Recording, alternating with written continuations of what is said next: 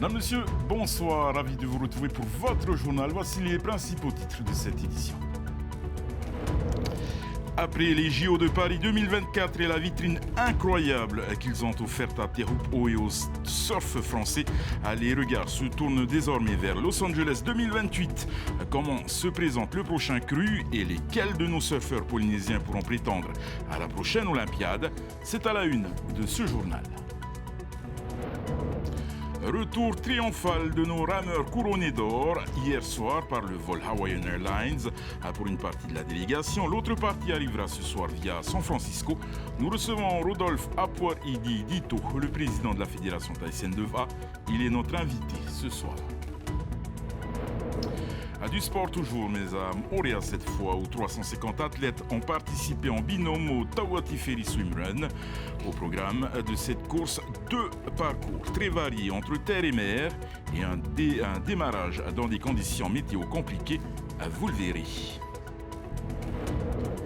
Pour finir, on vous emmène au royaume de Tonga. À la veille du Forum des îles du Pacifique, les leaders des pays insulaires étaient invités à la messe pour la prière du dimanche. Seule activité autorisée ce jour-là.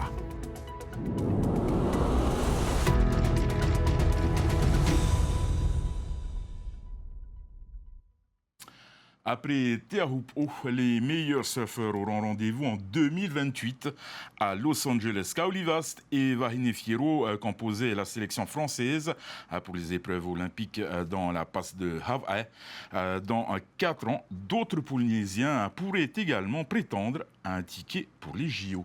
C'est le dossier de la rédaction, il est signé Désiré Teivao. Mihimana Braille aurait pu être l'un des 48 surfeurs en course pour l'or à Teahupo'o. Mais le mode de qualification étant ce qu'il était pour cette Olympiade, le surfeur de Papara a dû se résoudre à les suivre à la télévision. Ça a été très difficile de pas y être, c'est sûr. Je pense que c'est amplement que j'aille ma place dans ces JO, mais voilà, c'est le destin, on a décidé autrement. Mais voilà, ça a été super pour Kaoli, il a fait. Donc voilà, c'est inspirant, hein. Il a montré la voie quand même. Mais à 27 ans, le récent vainqueur des trials n'a pas encore fait une croix sur son rêve olympique. Donc 2028, je crois que j'aurai 31 ans, 32 ans. Tu es toujours au pic quand même de ta forme, avec une maturité. Donc ouais, j'aimerais bien, c'est un objectif pour moi. Mais voilà, je vais essayer de le prendre étape par étape. Je ne sais pas trop de me poser de questions pour le moment, de quoi, qu'est-ce qui va se passer et tout. J'essaie juste là pour le moment de me recentrer sur moi et voilà, essayer de performer comme je sais le faire. Derrière Mihimana Braille, des jeunes talents pourraient aussi frapper à la porte de l'équipe de France. Chez les garçons, on pense à Peyo Chario, Maunakea Hioe ou encore les jumeaux Hongmani, Toaura et Hongnui. Du côté des filles aussi, ça se bouscule avec Kohai Fierro, Aylan Vast, Kahili Simon ou encore Kiara Gould. À nous les coachs, à la Fédération thaïtienne de surf, en convention avec la Fédération française, d'entraîner tout ce beau petit monde, de les pousser vers le haut et de les de professionnaliser, on va dire, les entraînements et le suivi. Il y a un sacré potentiel au niveau local. Il y a des bonnes choses qui vont arriver dans le futur. On a de très très bons coachs, on a toutes les infrastructures qu'il nous faut pour réussir. Le niveau est là. Maintenant, il faut juste se mettre à 200%. En 2028, l'épreuve olympique de surf pourrait se disputer à Huntington Beach, un beach break à l'opposé de ce que propose Teahupo'o. Teahupo'o et Huntington Beach, c'est pas du tout la même chose. Hein. C'est pas forcément ceux qui surfent bien à Teahupo'o qui pourront se qualifier là-bas. Donc il faudrait être assez polyvalent. Pour les générations futures, il faudra qu'ils s'entraînent plus dans les spots comme Tahar'u, à Papen'o, des vagues un peu molles, qui se rapprochent plus aux vagues à Huntington. C'est un endroit où je passe beaucoup de temps déjà depuis que je suis jeune. J'ai mon shaper, mon sponsor de planche qui est là-bas. Donc je m'arrête souvent et je vais surfer là-bas, je vais tester des planches. Donc c'est un peu un training ground, quoi, hein, une deuxième maison pour moi pour m'entraîner. Franchement, j'aime bien cette vague. Elle va bien avec mon style de surf. Le champion olympique Kauli Vast et la gagnante du Tahiti Pro Vahine Fierro figurent aussi parmi les sérieux prétendants pour un ticket olympique. 2028 semble encore très loin, mais il faut bien ce temps-là pour préparer une Olympiade. Les Jeux sont de retour 2 semaines après la fin des JO de Paris et la flamme des Jeux paralympiques est arrivée en France à dimanche au terme d'une traversée inédite par le tunnel sous la Manche avant le coup d'envoi officiel mercredi. Meritiato avec l'AFP. C'est ici, à Stoke Mandeville, au nord-ouest de Londres, que la plus prestigieuse compétition d'athlètes handicapés au monde a vu le jour. Samedi, Helen Rainsford, première championne britannique en para-aviron, et Gregor Ewan, athlète britannique du curling, ont allumé le chaudron. La flamme a donc quitté l'Angleterre samedi pour rejoindre la France en passant par le tunnel sous la Manche. Les 24 relayeurs britanniques ont été rejoints à mi-parcours par 24 relayeurs français. Tout sourire, l'ancienne championne de para-escrime Emmanuelle Assmann a porté la flamme jusqu'à la sortie. Elle est accueillie par une haie d'honneur. La flamme a donc commencé son parcours dans l'Hexagone où elle est scindée en 12. 12 flammes qui sillonneront en simultané une cinquantaine de villes françaises, portées par plus d'1 millier de relayeurs. Et c'est à Paris qu'elles convergeront pour la cérémonie d'ouverture mercredi soir. Ce soir-là, 4400 parasportifs de 182 délégations défileront des Champs-Élysées à la place de la Concorde pour un spectacle qui promet le même niveau d'ambition que celui des JO. De quoi replonger la France dans la ferveur des Jeux. En l'espace de quelques jours, plus de la moitié des billets en vente sont déjà partis. Et rappelons que les Jeux paralympiques se dérouleront du 28 août au 8 septembre prochain. Une partie des rameurs tahitiens est rentrée hier soir de Hawaï, une autre partie ce soir depuis San Francisco. Un retour triomphal pour nos rameurs qui ont ramené dans leur escarcelle à pas moins de 74 médailles, dont 40 en or. Une moisson de médailles au métal précieux qui replace le Finnois au premier rang à vitesse. On écoute Ranité Amamatouye, elle est en Hamat, champion du monde de à vitesse au micro d'Olivier Huc. On est fiers d'avoir porté le drapeau polynésien haut la main. On est arrivé premier au classement général. Donc oui, ça fait toujours du bien de retrouver sa famille. Ça fait du bien de partir, mais ça fait encore plus du bien quand tu reviens chez toi. On a pu remporter le plus de médailles d'or et c'était vraiment positif. C'était un championnat du monde très positif pour nous. C'est bien de retrouver les Finnois, la famille. Ça fait chaud au cœur. On a hâte de retrouver les familles dehors. À présent Rodolphe Apoir et Dito, président de la Fédération tahitienne de Yorana Dito. Yorana, ceux qui nous écoutent, la Polynésie, Yorana. Alors, Dito, un retour triomphal pour la délégation tahitienne. 74 médailles, dont 40 en or. Le Finnois reprend sa place de leader dans la discipline en vitesse. Voilà, tout à fait. Donc là, on est remonté avec les 40 médailles d'or. Donc, on remercie tous nos athlètes qui ont pu vraiment aller revenir chercher ces médailles. Qu'est-ce qui nous a manqué pour atteindre le record de 2018, le plus grand nombre de médailles qui a été acquis donc en or? Alors déjà, en 2018, notre championnat du monde de Tahiti, on avait une participation presque à 99%, puisqu'on était à 504 exactement d'athlètes. Et on avait tous les couloirs qui sont plus ou moins remplis par tous ces clubs et par les élites. Parce qu'on était à la maison. Parce qu'on était à la maison. C'est ce qu'a fait aujourd'hui les îles Hawaï. Chez eux, ils sont rapprochés aussi de presque 600 athlètes. Et donc là, nous avons toutes les catégories. Et nous avons aussi les paras que au championnat 2018 avaient fait beaucoup. Je pense qu'ils sont arrivés près des 20 médailles d'or, rien que les paras. Parce que nous sommes aussi encore à la maison. Cette année, petite délégation, on va dire 230 rameurs. Il y a eu un manque aussi au niveau de certaines catégories. On a pêché dans certaines catégories. Voilà, tout à fait. Donc on était à 230. Mais plus de jeunes qui sont partis. Par exemple, en cadet, on était dans la cinquantaine déjà, rien que ces jeunes cadets juniors. Mais après, à partir de 70 ans, c'est là où nous n'avons pas ces catégories. Nous n'avons que des V1. Donc, en V1, nous avons pu récupérer ce qu'on a pu. Mais quand on voit, par exemple, les îles Hawaï, en Tawati, 70 ans, ils avaient 3 Tawati. Donc, les 3 médailles ont été récupérées par eux-mêmes, puisque c'était les seuls participants. Et en 75, en 80. Donc, toutes ces médailles-là, c'est ceux-là qui ont plus avantagé nos îles Hawaï. Justement, vu le nombre de médailles d'or acquises par la Polynésie française, la Polynésie serait donc un atout intéressant pour la France dans une Olympiade où on est justement le projet qui doit permettre de faire du donc une discipline olympique. Voilà, tout à fait. Donc nous avons la Tahiti, nous avons aussi nos îles calédoniennes. Bon, cette année, ils ne sont pas venus suite au dernier mouvement chez eux. Nous avons juste un représentant de Nouméa qui est arrivé. Après, nous avons les Wallisiens qui sont aussi venus. Et quand on va rassembler tout ce Pacifique-là avec la France, avec Echen, Iloha qui a aussi bien mérité sa place en V1 senior dame, et avec la préparation des athlètes français, je pense qu'on pourra faire une bonne équipe. Une bonne équipe et une bonne représentation pour pouvoir rentrer aux Jeux Olympiques. Voilà, il y a celui-là. Mais après, il ne faut pas aussi oublier que la participation, ce n'est pas sur le quota des...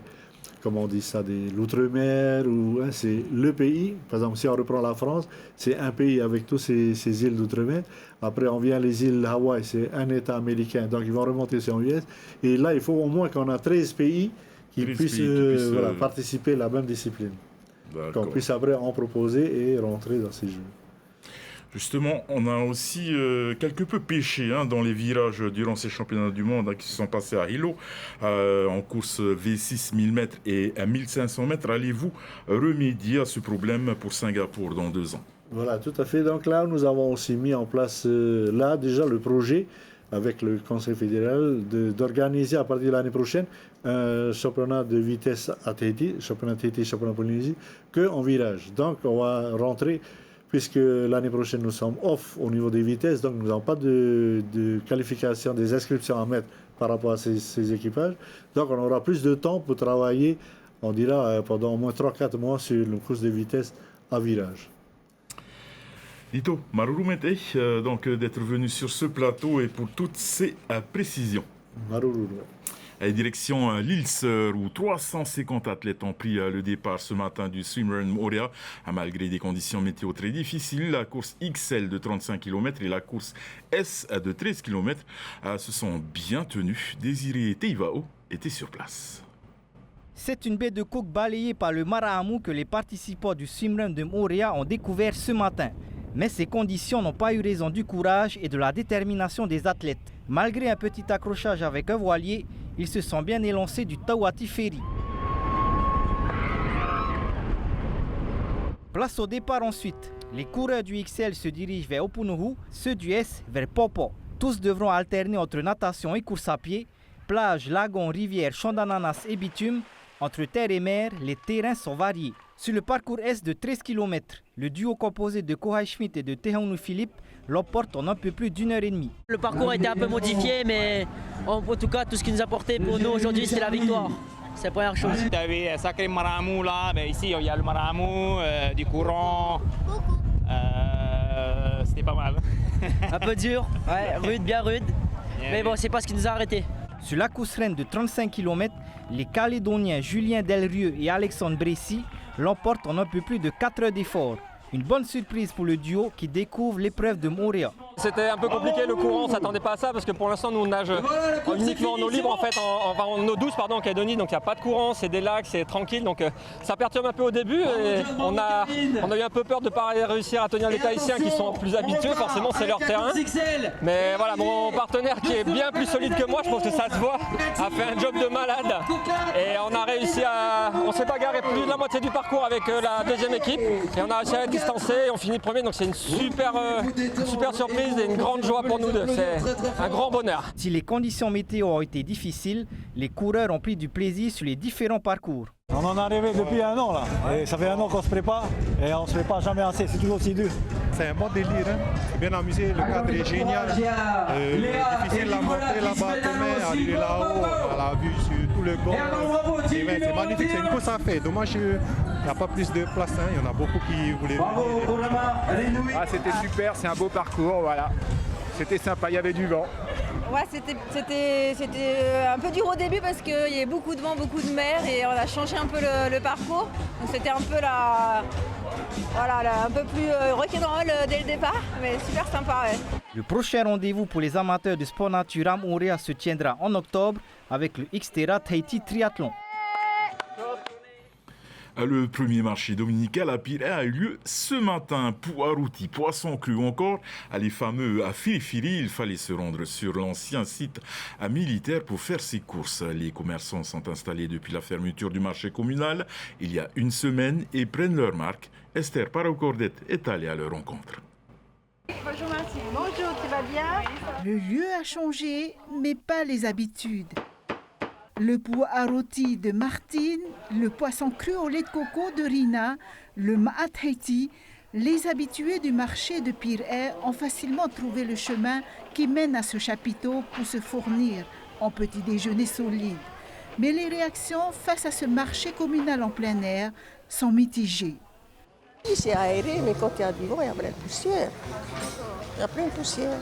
Est-ce que vous êtes venu dans la semaine? Je suis venue dans la semaine voir du citron et j'étais en plein vent et ils ont ramassé toute la poussière. Combien de temps ça va durer? On fera avec. Ça ne change pas grand-chose tant qu'il y a le mât qui est là, tout va bien. Qu'est-ce que tu es venu chercher? Des poissons comme tous les dimanches, poissons crus. En une semaine, les commerçants ont trouvé leur marque, mais tous s'inquiètent d'une fréquentation en baisse. Non, c'est pas l'affluence normale, mais bon. Qu'est-ce qui s'est passé? Je sais pas, et c'est vrai que là, il devait y avoir des banderoles pour indiquer l'entrée du marché. Bon, j'ai pas vu les banderoles. On n'a pas eu d'affiche pour montrer où c'était exactement le marché. Du coup, je fais des directs sur TikTok et puis il y a des gens qui me demandent et puis j'arrive à les situer un peu. Normalement, il y a une banderole où il y a un QR code, tu peux trouver facilement. Là, à l'ancien marché, c'est affiché. L'ancien terrain du commandement supérieur des armées à Pirée dispose de grandes surfaces de stationnement et d'un parking gratuit. Des atouts que les commerçants comptent bien exploiter pour retrouver un pouvoir d'attraction de manière pérenne. Ils sont amenés à vendre leurs produits sous ce chapiteau en attendant le lancement des travaux du nouveau marché de Pirée à l'horizon 2026-2027. Les îles du Pacifique, très ferventes, consacrent souvent leur dimanche à Dieu. Mais le royaume de Tonga va plus loin. Aucune autre activité de la prière que la prière n'est permise. À la veille de l'ouverture du Forum des îles du Pacifique, les présidents et premiers ministres n'ont donc pas eu d'autre choix pour occuper leur dimanche. Le reportage de nos envoyés spéciaux à Nuku'alofa de Tiare Nui Pahuiri et Mike Leral. Ce dimanche, à Nuku'alofa, seul le drapeau tongien semble encore debout. La ville entière passe sa matinée au temple ou à l'église et les leaders du Pacifique n'y échappent pas, comme le président Moïse Brotherson ou même le secrétaire général des Nations Unies, Antonio Guterres. Seuls quelques enfants esquivent le service religieux en grimpant dans le clocher, mais même pour eux, ce dimanche est sacré. Il y a un jour où nous ne faisons rien, c'est le dimanche. On se relaxe. On discute avec nos amis, on va à la messe et on rigole ensemble. Nous avons un peu de temps pour nous et je pense que c'est la chose la plus précieuse que nous avons ici à Tonga. Dans l'église méthodiste, les fidèles chantent leur foi à plein poumon ou la vivent intérieurement, accompagnés par une grande chorale et un orchestre harmonique.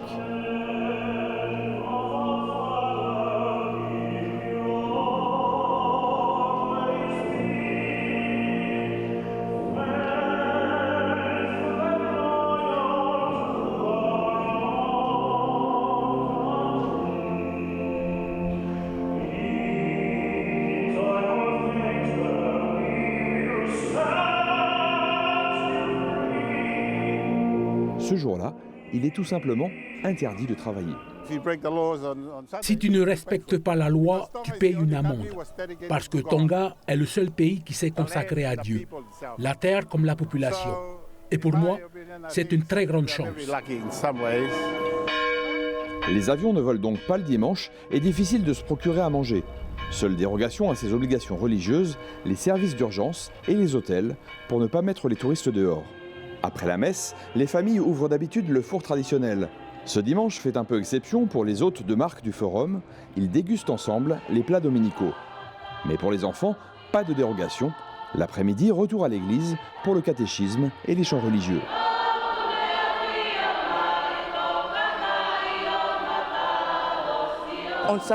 Le dimanche, c'est tabou. Il n'y a aucun magasin ouvert. Vous ne pouvez profiter d'aucun loisir en dehors des chants chrétiens. Personne ne se baigne.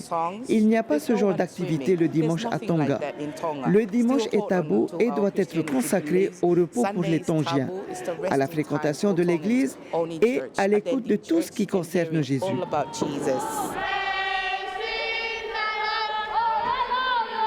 Le royaume des Tonga est fier d'être lié à Dieu jusque dans sa constitution. Et ses habitants appliquent à la lettre ce principe chrétien.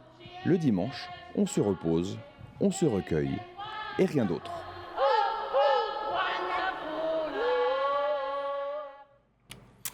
Moïtai Broderson est arrivé samedi soir à Tongatapu. Il compte promouvoir devant le Forum de la collectivité du Pacifique en matière de télécommunications, de culture ou de transport aérien. Mais la première préoccupation de l'Océanie reste le réchauffement climatique.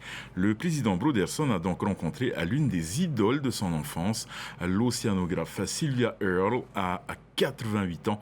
Elle milite toujours contre la surpêche et l'exploitation minière des fonds sous-marins. Elle prévoit de venir explorer les profondeurs autour de Tetiaroa l'an prochain. Écoutez le président et la spécialiste des océans au micro de Mike Lira, Letia Renui Pauiri.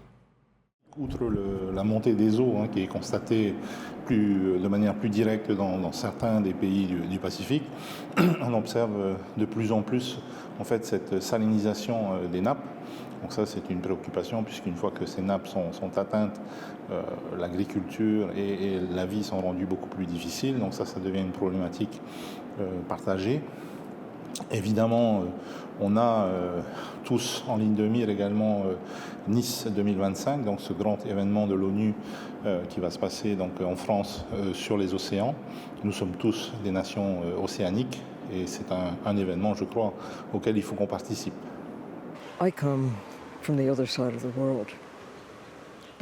Je viens de l'autre côté du monde, mais il n'y a qu'un monde. Je suis tombée amoureuse de l'océan de l'autre côté du monde, mais il n'y a qu'un océan. La plupart des pays ont signé le traité sur la haute mer, mais jusqu'à présent, seuls 8 pays l'ont ratifié. Et ce traité n'aura pas valeur de loi tant qu'au moins 60 pays ne l'auront pas ratifié. Ce forum offre une opportunité aux pays du Pacifique de passer de 8 à 9, 10 pays ou plus, de se positionner ensemble et de s'approcher de ce nombre critique.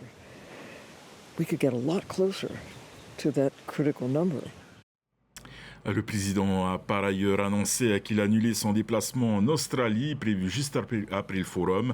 Il reviendra donc ce week-end à Papeete, après une semaine à Tonga. Il y a un tremblement de terre de magnitude 6,9 a touché donc les Tonga à 154 km de Nuku'alofa. Il a contraint les leaders du forum à évacuer les salles de classe qu'ils occupaient. Le séisme a été ressenti mais n'a fait aucun dégât.